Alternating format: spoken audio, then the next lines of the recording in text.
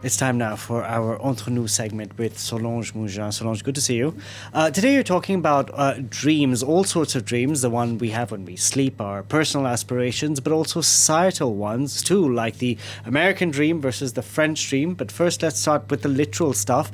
What do French people actually dream about? Well, the quick and dirty answer may be a downer for some people. The top response was work and the workplace. According to an IFOP poll from a few years ago, 71% of French people that were polled said they dream about work. And in second place, coming in at the quite ironic 69%, was sex, with more men saying they have erotic dreams than women. And then in third place, the 1,000 people that were polled said they dream about lost loved ones. Over half said they believe that they have dreams that can be visionary or tell the future. Now, what about people who do not remember their dreams or say that they don't dream? Well, according to an IFOP poll, this IFOP poll, nearly all, 93% said that they dream at least some of the time, and some 30% said they dream every night.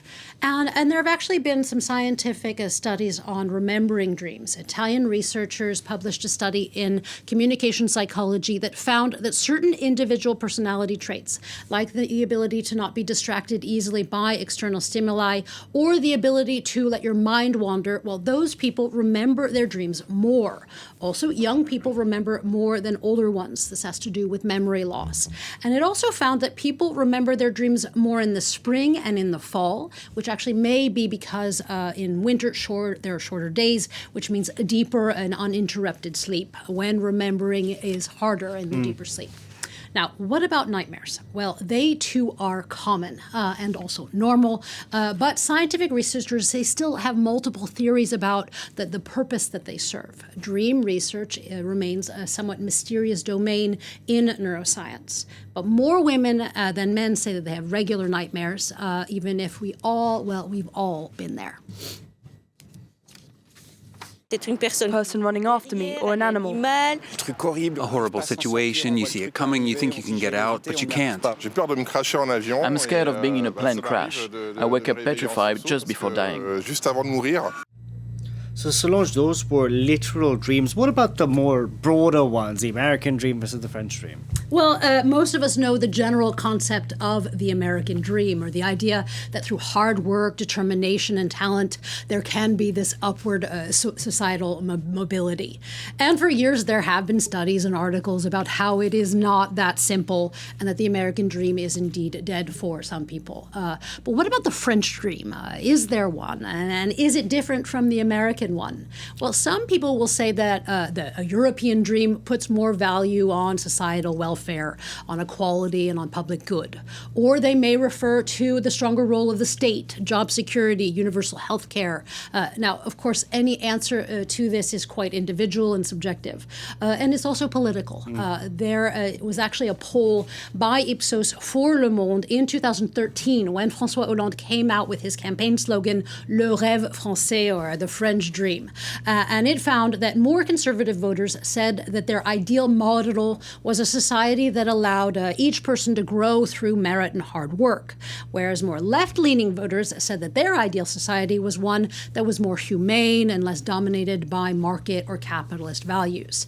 It is an old poll, but it does show that the French dream, like the American one, well, it means different things to each and every one of us. Solange, there's also an online video phenomenon called French dream.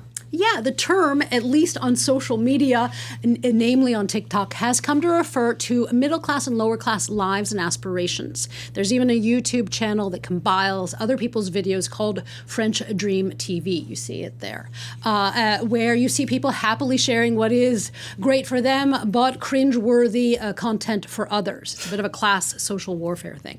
Now, this social media phenomenon is not particularly kind or nice. It is the equivalent of labeling someone and their videos as plouc or beauf in French.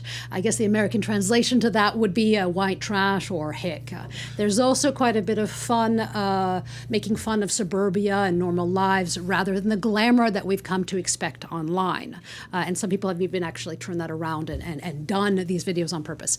And this actually segues quite nicely into one of the proclaimed dreams of most French people, which is to own an individual home. In an IFOP poll from this year, some 80% of French people say that this is their ideal, an individual home. But now some 74% say that owning their own house is something that they fear will only be left for the elite soon. Finally, another IFOP poll, French people were asked on the occasion of World Dream Day, which is September 25th, they asked if they had to choose between no longer having to work, being rich, being intelligent, or being beautiful. Well, most, some 62%, said not going to work would be the ideal. So I guess whether it is literal dreams or imaginary ones, work just keeps coming back again and again in our minds. That answer doesn't surprise me. Thank you very much for that, Solange Mougin, there with our